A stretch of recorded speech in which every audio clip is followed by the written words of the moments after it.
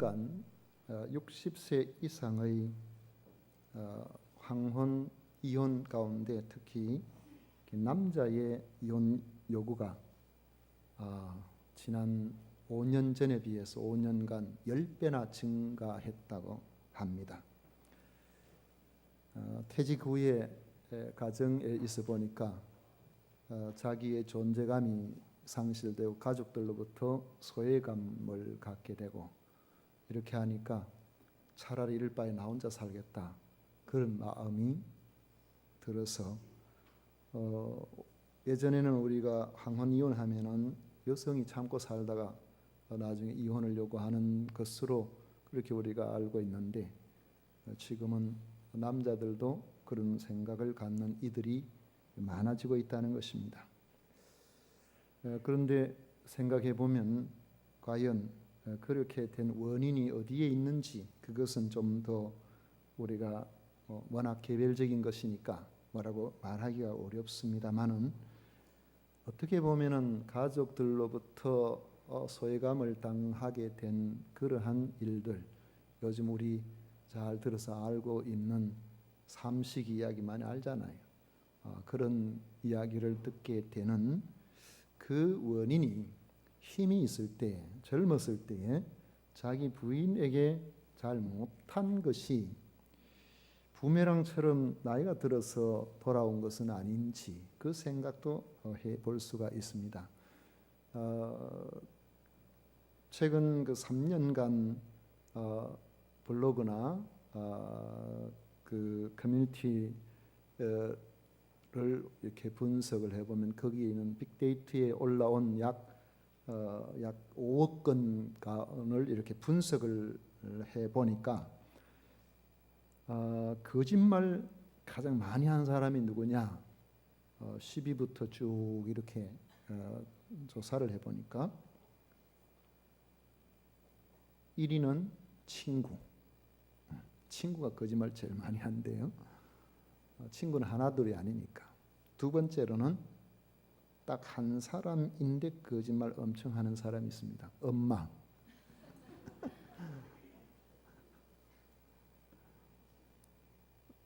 자식들이 볼 때 엄마가 거짓말을 그렇게 많이 한대요.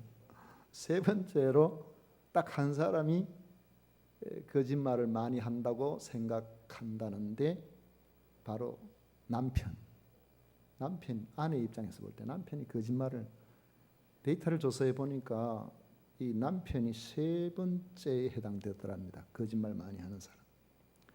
그런데 이 말은 또 다르게 가장 신뢰할 수 없는 사람, 이걸 조사를 해보니까 4번째가 엄마라 그래요. 엄마는 뭐 맡겨놓으면 전부 그게 내 건지 네 건지 구별이 잘 안 됩니다. 그런데 더 중요한 것은 가장 신뢰할 수 없는 사람 1위 남편이랍니다. 거짓말 혹은 신뢰할 수 없는 사람의 10위 안에 아내는 없어요.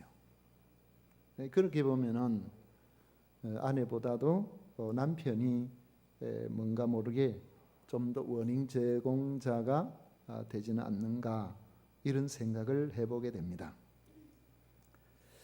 결혼과 동거를 확실하게 차이나게 보여주는 명확한 성경 구절을 한 것은 우리가 창세기 2장 24절에서 우리가 생각해 볼 수 있는데 거기 보면은 이러므로 남자가 부모를 떠나 그의 아내와 합하여 둘이 한 몸을 이룰지로다 했습니다. 남자가 부모를 떠나 그의 아내와 합하여 둘이 한 몸을 이룰지로다 했는데 결혼이라는 것은 한 집에 그냥 사는 게 아니고 한 집에 그냥 살만 있던 거죠. 둘이 연합하여 한 몸을 이루는 것이라는 뜻이란 말이죠. 이것은 결혼식과 동시에 이루어지는 것이 아니고 평생 노력하면서 이루어 가야 할 인류 최대의 과업입니다. 왜냐하면 우리는 결혼을 한 이후에 끊임없이 한 몸을 분리하게 만들려고 하는 외부적인 요인과 극적인 수많은 일들을 경험하면서 같이 사는 그 삶 속에서 오는 분리를 향한 고통을 당하기 때문에 그렇습니다. 아브라함과 사레도 예외가 아니라는 것이죠. 오늘 읽은 말씀은 그들이 어떻게 한 몸이 분리되는 위기를 만나게 되었는지, 그 위기를 벗어나서 어떻게 새 출발해서 끝까지 그 한 몸으로 살아가게 되었는지 그것을 보여주고 있습니다. 아브라함과 사레 부부에게 분리 위기감을 준 문제가 오늘 우리 읽은 말씀에 나옵니다. 10절에 보면 그 땅에 기근이 들었으므로 아브라함이 애굽에 거류하려고 거리로 내려갔으니 그 땅에 기근이 심하였음이라 했습니다. 아브라함은 생각지도 않았던 경제 문제 만나게 됩니다. 아브라함이 살고 있던 곳에 기근이 찾아왔다는 것이죠. 기근은 이거 우리가 잘하고 못하고 이걸 떠나서 당시에 기근이 왔다 하면 대부분이 가뭄 때문에 옵니다. 이 가뭄이 사람의 잘잘못을 떠나서 그 지역에 전체 오게 되면은 곡식이 자라지를 않으니까 양식이 없어서 모두 다가 이 생존의 문제에 종착하게 됩니다. 그래서 이 기근 때문에 아브라함은 애굽에 거류하려고 내려갔습니다. 거류한다는 것은 살기 위해서 내려갔다는 것이 아니고 잠시 피해서, 기근을 피해서 잠깐 머물다가 다시 좋아지면은 올라올 그런 생각을 가지고 있었다는 것이죠. 기근이 심하였음이라 했는데 심하였다는 이 표현은 그 의미는 무겁다는 그런 뜻입니다. 기근이 심해서 생존에 압박감을 줄 정도라는 것입니다. 여기 있다 보면 우리가 굶어 죽을 수도 있겠구나 이런 생각이 들었다는 것이죠. 그러므로 그것을 피하여 살 길을 찾아 나섰는데 그것이 애굽이라는 겁니다. 애굽에는 나일강에서 항상 이렇게 그 물이 수량이 풍부하니까 먹을 양식은 있죠. 그래서 그 애굽을 향하여서 기근을 피해서 내려갔다는 것은 어쩌면은 생존 본능으로 볼 때에 자연스러운 일일 수 있습니다. 이 경제 문제는 이때만이 아니라 오늘 이 시대를 사는 우리들에게도 만만치 않은 문제입니다. 많은 부부들이 이 경제 문제 때문에 힘들어하고 이 재정 문제 때문에 가정 파탄에 이르는 경우가 있죠. 그래서 우리가 지혜롭게 산다는 것은 이 경제 문제를 신중하게 생각하고 이것을 가볍게 여겨서는 안 된다는 겁니다. 우리가 경제 문제가 아주 중요하죠. 그런데 사람들 중에는 가정 파탄의 원인을 경제 문제 때문이다 이렇게 단정 짓기도 하지만은 사실은 파탄의 본질적인 문제는 아닙니다. 왜냐하면은 경제 문제가 살기가 어렵다고 그래서 파탄이 날 것 같으면은 누구나 다 파탄이 나야죠. 그런데 어렵다고 해서 다 못 살겠다 이렇게 말하지 않아요. 남편이 직장에서 밀려났다고 해서 더 이상 못 살겠다 이렇게 이야기합니까? 사업이 실패했다고 해서 우리 더 이상 못 살겠다고 그리 합니까? 경제 문제가 어려운 이런 부분은 누구에게나 찾아올 수 있지만은 그것이 빌미가 되어서 문제가 있는 가정도 있고 그렇지 않은 가정도 있다는 것이죠.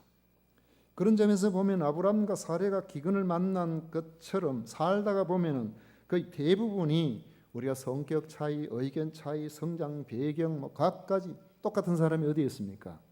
이러한 일들이 두 부부 사이를 갈라 놓을 수도 있을 것 같은 위기로 찾아오게 됩니다. 그런데 어떤 부부는 이런 문제를 잘 극복해서 더 깊은 애정을 경험하고 한 몸은 한 몸이라는 이런 의식을 강하게 만들어 주는가 하면 어떤 부부는 고통 속에서 서로를 원망하고 살다가 결국에는 나뉘어져 버리고 말죠.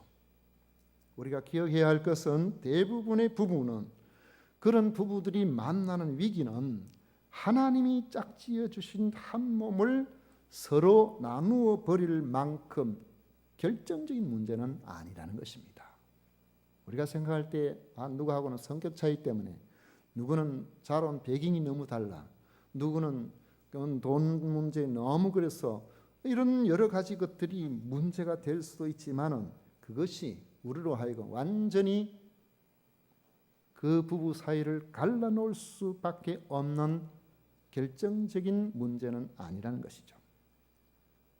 그러면은 이 부부 사이에 그 분리의 위기를 일으키는 본질적인 문제, 결정적인 문제는 뭘까요? 아브라함과 사례가 헤어질 뻔한 것은 경제 문제 때문이 아니었습니다. 아브라함이 애굽에 가까이 내려갈 때입니다. 거의 이르렀을 때라고 했습니다. 아브라함이 기근을 피해서 애굽에 내려가려고 마음 먹고 출발했을 때는 미처 생각지도 못했었어요. 그런데 가까이 오니까 생각이 난 겁니다. 애굽에 내려가면은 사람들이 자기 부인을 빼앗기 위해서 자신을 죽이려고 할 수도 있겠다는 이런 생각이 든 겁니다. 11절 12절에 보면 그가 애굽에 가까이 이르렀을 때에 그의 아내 사레에게 말하되 내가 알기에 그들은 아리따운 여인이라 애굽 사람이 그들을 볼 때 이르기를 이는 그의 아내라 하여 나는 죽이고 그대는 살리리니 그랬어요. 남자들은 결혼할 때 여성의 외모를 제1로 본다고 항상 설문조사하면 외모가 처음에 나와요. 그런데 지금 아브라함이 그 외모 때문에 지금 고민하고 있는 거예요. 참 인생은 참 아이러니죠. 내 아내가 너무 예뻐서 내가 죽을지 모르겠다. 그런 걱정을 지금 하고 있는 겁니다. 당시에 힘 있는 사람들은 남의 아내를 빼앗기 위해서 그 남편을 죽이는 문화가 이게 일반적이었다는 거죠. 아주 보편적인 그런 문화였습니다. 사우디아라비아 그 왕실 주치로 16년간을 일했던 김승학 집사님이란 아주 믿음 좋은 그분이 쓴 떨기나무라는 책을 보면은 지금도 남아 있는 무시무시한 이야기가 등장합니다. 그도 들었던 이야기를 그 책에 보면은 기록하고 있는데 유목민들, 이 베두인들이 지금은 옛날하고 달라가지고 낙타 타고 다니고 뭐 이래 안 하고 자동차 타고 다닌대요. 그런데 이들 중에 만약에 여행하는 부부가 있으면은 그 여행하는 부부의 그 여인이 젊고 아름다우면은 그를 빼앗기 위해서 온갖 나쁜 짓을 한대요. 차가 지나가는 길에 이 핀 같은 그 뭡니까 차펑거나는 이런 것들을 뿌려놓고 그래가 차가 가다가 펑크가 나면은 남자가 한 번은 이런 이야기를 해요. 거기 보면 167페이지인가 그 책에 보면은 그 펑크가 나는 그 차를 수리하기 위해서 캄캄한 밤에 말이죠. 저 불빛을 보고 아내에게 차에 좀 있으라 그러고 이 남편이 그 불빛을 따라서 마을로 내려가서 그 마을에서 이제 자동차 수리공을 불러가지고 와 보니까 자기 부인이 없더라는 거죠. 그래가지고 그 다음 날부터 그렇게 찾고 경찰한테 뭐 이야기하고 아무리 찾아도 찾을 수가 없어가지고 직장을 그만두고 아예 사우디아라비아로 들어와가지고 부인을 찾으려고 몇 년을 찾아다녔는데 어느 날 반대편 차선에 보니까 차가 하나 수룩 지나가는데 자기 부인이 그 조수석에 앉아있더라는 거죠. 그래가지고 막 손을 들고 이래 해도 그냥 그 차 안에서는 뭐 모르는지 그냥 지나가 버렸는데 그날 자기 부인이 자기 아내가 거기서 멀리 떨어지지 않는 곳에 있구나 그렇게 생각을 하고 거기 다시 찾아다닌 지 1년쯤 되었을 때에 어느 날 보니까 자기 부인이 역시나 차 안쪽에 앉아가지고 가는데 몰래 따라갔답니다. 도대체 어디 사는가 싶어서 가보니까 이 베두인이 사는 그곳인데 그 차에 그 안에 들어간 것을 보고서는 바깥에서 기다리고 있다가 그 남자가 나가고 난 다음에 반갑게 자기 부인을 데리고 가기 위해서 그곳을 들어가서 자기 부인에게 여보 내가 당신 찾아왔다고 그렇게 앞에 오니까 자기 부인이 멍하게 가만히 있더래. 왜 그런가 싶어 보니까 도망 못 가도록 그렇게 붙들어 가서는 동공을 바늘로 찔러 가지고 앞을 못 보게 만드는 거예요. 그래놓고는 성놀이궤로 가정에 그냥 이렇게 굳은 일 같은 그런 거 하게. 유목민들이 여기저기 옮겨서 다니니까 그 찾을 수가 없더랍니다. 가면은 자기 부인이 그렇게 돼 있더라는 거죠. 이 사람들은 지금도 그렇답니다. 예쁜 여인을 보면은 수단과 방법을 가리지 않고 자기 사람을 만들려고 빼앗아가 버린다. 지금 IS에서 지금 그 이슬람 국가라는 그 IS 대원들이 행하는 짓을 보면은 그 사람이 하는 짓이 아니잖아요. 자기들이 그러니까 자기 딸들도 8살만 되면은 딸은 혹시 남의 눈에 이쁘게 보일까 싶어서 머리를 홀랑 닦아가 버린대요. 그리고 이제 성적인 어떤 그런 징후가 몸에 나타나기 시작을 하면은 얼굴을 완전히 가려가지고 외부 남자들이 보지를 못하도록 그렇게 만들어 버린다는 것입니다.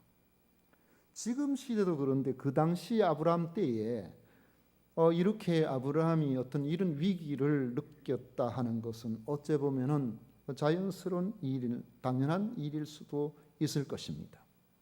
아름다운 자기 아내를 빼앗아가기 위해서 나를 죽일 것이라는 두려움에 아브라함은 아내에게 간청을 합니다. 13절에 보면 원하건대 그대는 나의 누이라 하라. 그러면 내가 그대로 말미암아 안전하고 내 목숨이 그대로 말미암아 보존되리라 하니라.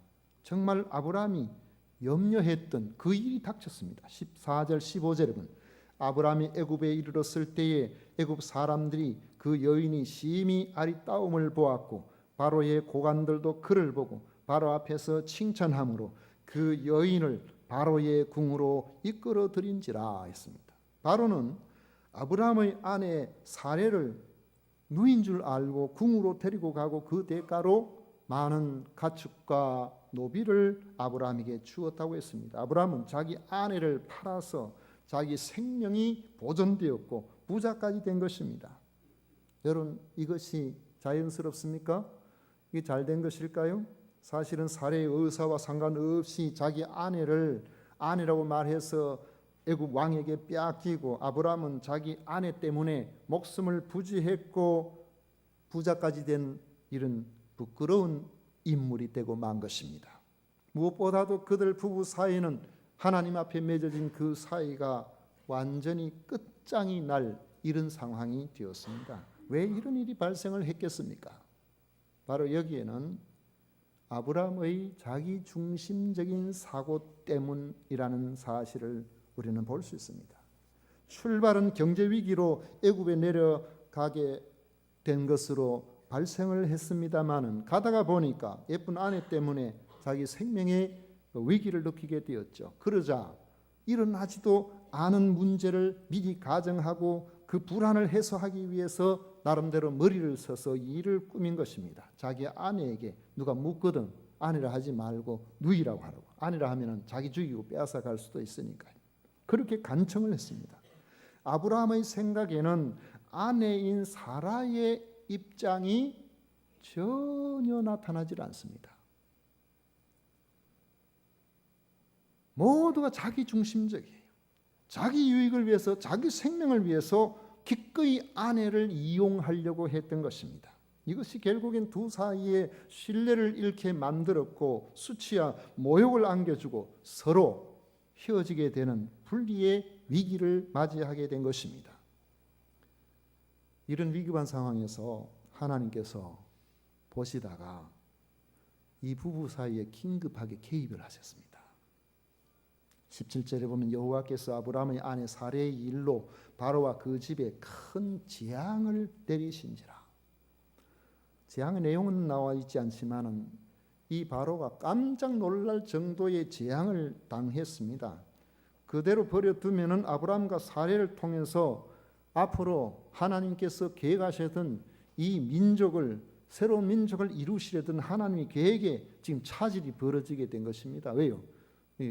아브라함이 자기 부인은 조금도 생각하지 않고 하나님에 대한 믿음도 없이 오직 자기만 생각하고 이 문제를 처리하려고, 해결하려고 그렇게 했기 때문에 바로는 재앙의 원인을 알고는 아브라함을 불러서 격렬하게 책망을 했습니다. 18절 19절에 보십시오. 바로가 아브라함을 불러서 이르되 내가 어찌하여 나를 이렇게 행하여 나에게 이렇게 행하였느냐? 내가 어찌하여 그를 내 아내라고 내게 말하지 아니하였느냐? 내가 어찌 그를 누이라 하여 내가 그를 데려다가 아내를 삼게 하였느냐? 내 아내가 여기 있으니 이제 데려가라. 처음부터 바른 말을 했으면 네 아내 내가 안 데려왔을 거 아니냐? 네가 어찌 그 따위로 그렇게 말을 함부로 거짓말을 해가지고 이런 일이 발생되도록 했느냐고 그렇게 책망을 하고 있습니다. 하나님께서 개입하심으로 아브라함은 자기 아내 사레와 완전히 분리될 수 있는 이러한 위기를 간신히 모면하게 되었던 것입니다. 그렇지만은 아브라함이 이 사레의 상처받은 마음을 회복시켜 내는 데는 많은 시간이 필요했을 거라고 생각합니다. 사레가 생각 안 하겠습니까? 내 남편은 자기 위험하다 싶으면 나를 팔아먹을 사람이다.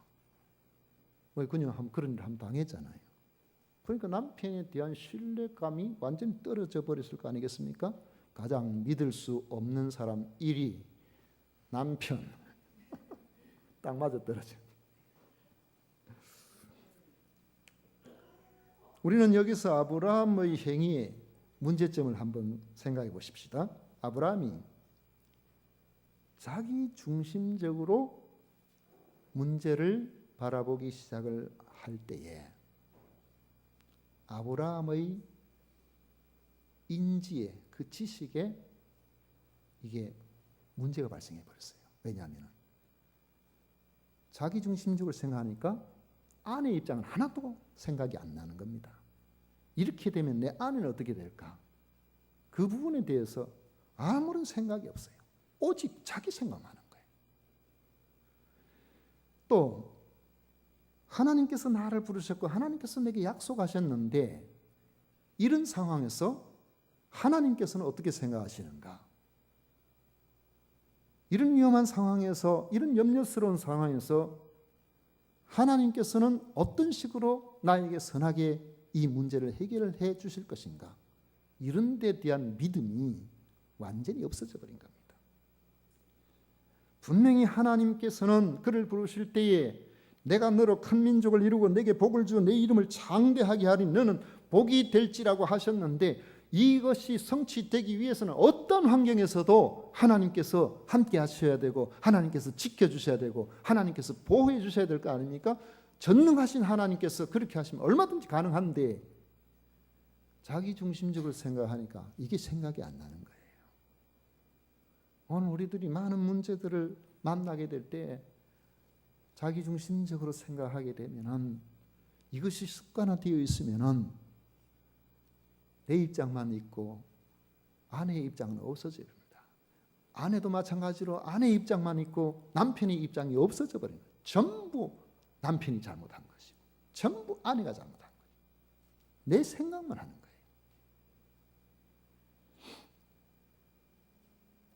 지금 캐나다 총리가 이름 저스틴 트리도라는 사람인데 44살 먹은 아주 키가 훌쭉하고 인물이 너무너무 잘생겼고 팔방미인으로 인기가 대단합니다.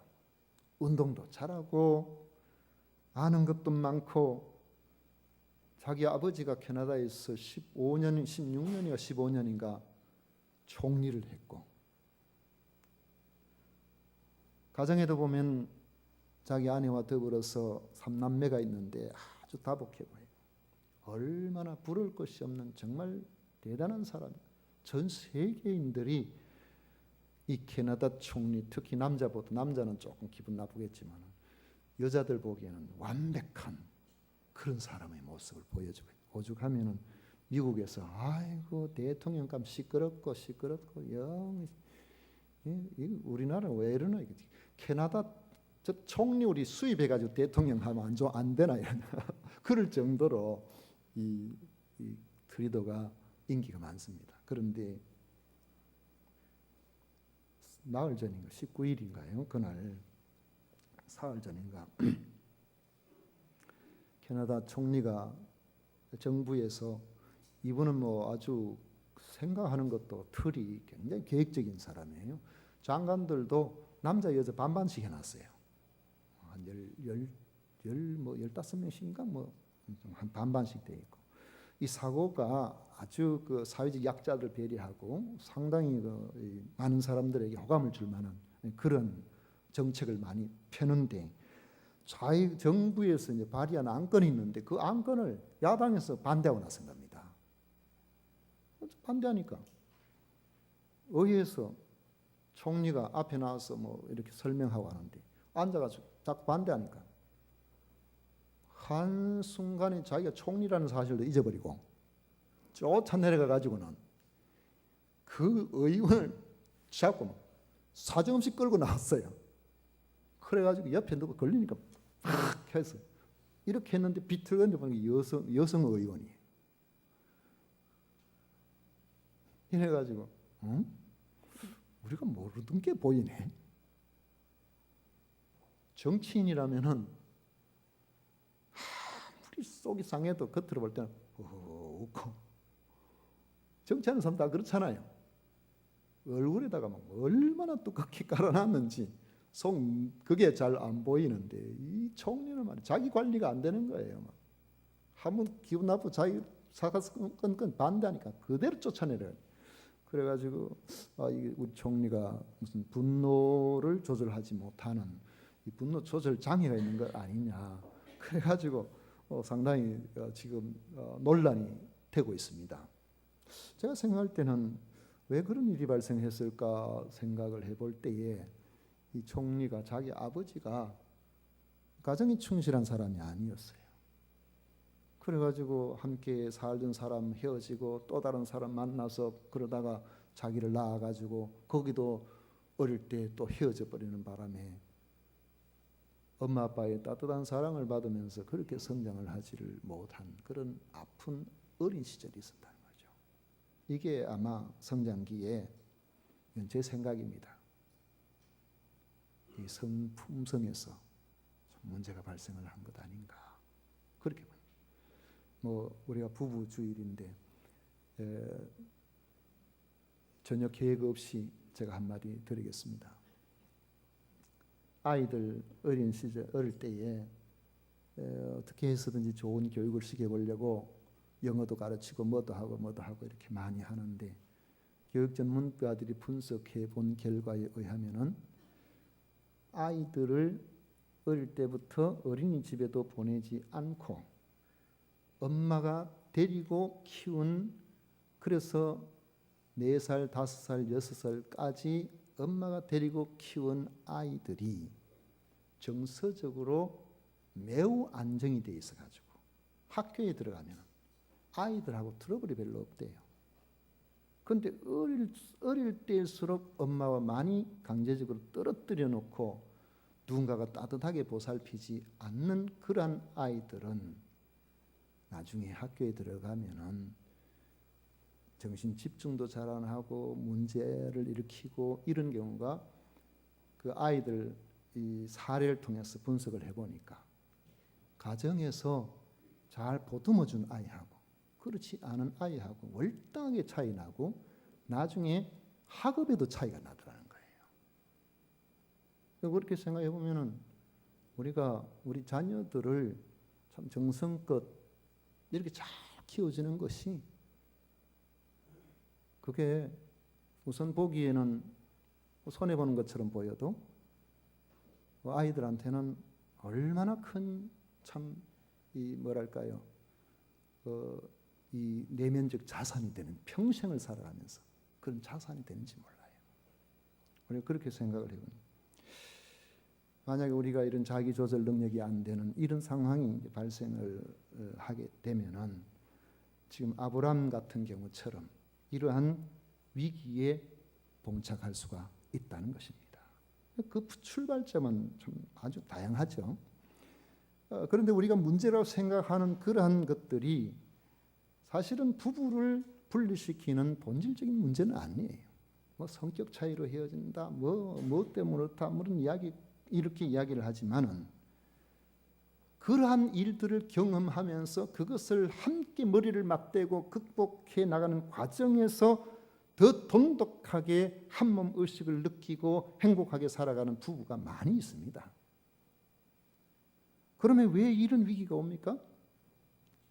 앞에 말씀을 드린 것처럼 자기 중심적인 사고가 작동을 하고 그거 외에는 다른 것이 보이지 않기 때문에 문제가 오기 시작을 하는 겁니다.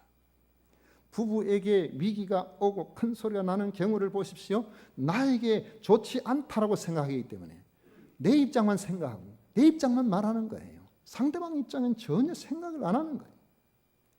내가 너 만남으로 내 인생이 꼬였다고 그렇게 생각하는 겁니다. 그래서 나와 너를 분리해버리는 거죠. 함께 들어서 문제를 해결하려고 하지 아니하고 너 때문에 그렇다는 거예요. 상대방이에요. 왜 그런 생각이 듭니까? 우리의 목적에서 하나님께서 맺어주신 목적에서 우리가 착각을 돕는 배필로 함께 이렇게 만나도록 해줬는데 우리는 너를 통해서 내가 한몫 보겠다는 생각, 너를 이용하는 배필로 생각을. 그러면은 문제가 발생할 때, 어려울 때에 아내의 입장보다 내 입장, 남편의 입장보다 내 입장이 앞서게 되고 그렇게 될 때에 분리의 위험은 크게 달하게 되어지는 것입니다. 그리고 실제로 그러한 유익은 잠깐이고 결국에는 서로에게 깊은 수치와 불행을 가져오게 되는 것입니다. 그리스도인은 위기가 올 때에 이런 자기 중심적인 사고가 작동하지 않도록 해야 됩니다.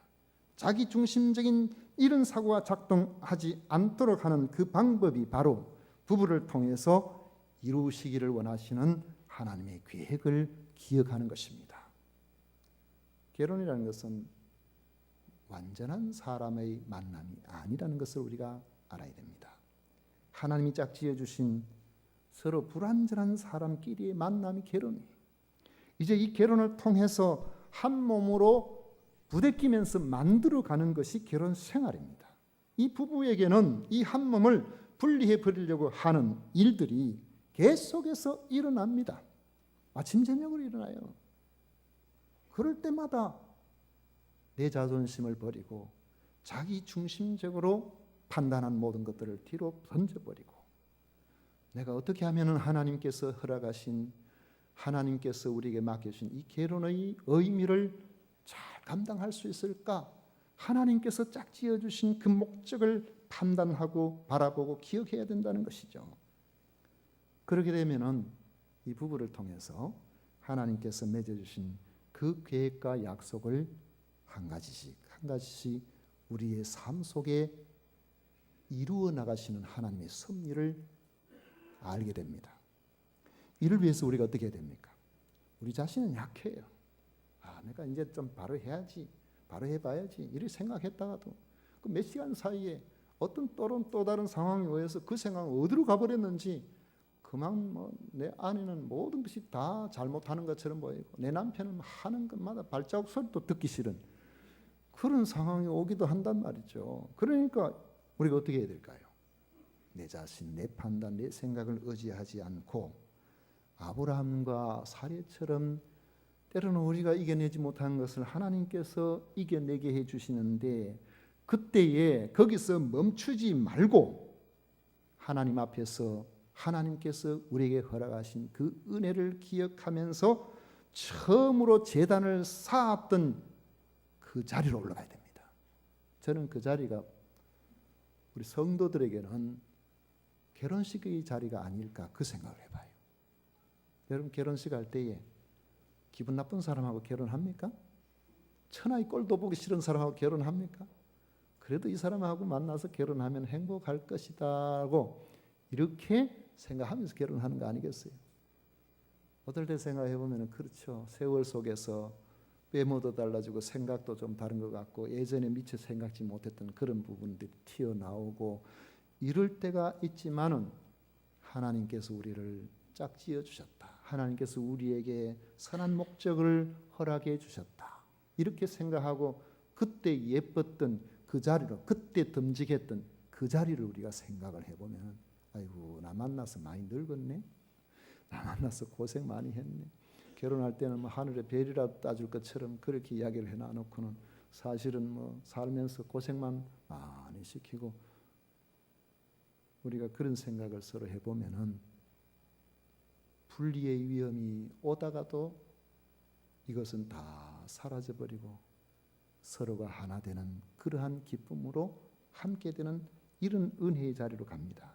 오늘 우리가 20절까지 봤습니다. 한번 보십시오. 13장에 아브라함이 애굽에서 그와 그의 아내와 모든 소유와 롯과 함께 네겝으로 올라가니 아브라함에게 가축과 은과 금이 풍부하였더라. 그가 네겝에서부터 길을 떠나 베델에 이르며 베델과 아이 사이 곧 전에 장막 쳤던 곳에 이르니 그가 처음으로 제단을 쌓은 곳이라 했습니다. 처음으로 다시 돌아. 그래서 하나님 앞에 우리가 다시 시작해보자. 그렇게 하는 거예요. 그러면 위기는 극복되고 분리는 회복되어서 진정한 한 몸으로 하나님께서 짝지어 주신 그 목적을 향하여서 다시 새롭게 더 굳건하게 나아가게 되는 것입니다. 이런 은혜가 우리 모두에게 함께 하시기를 축원합니다. 기도하겠습니다. 고마우신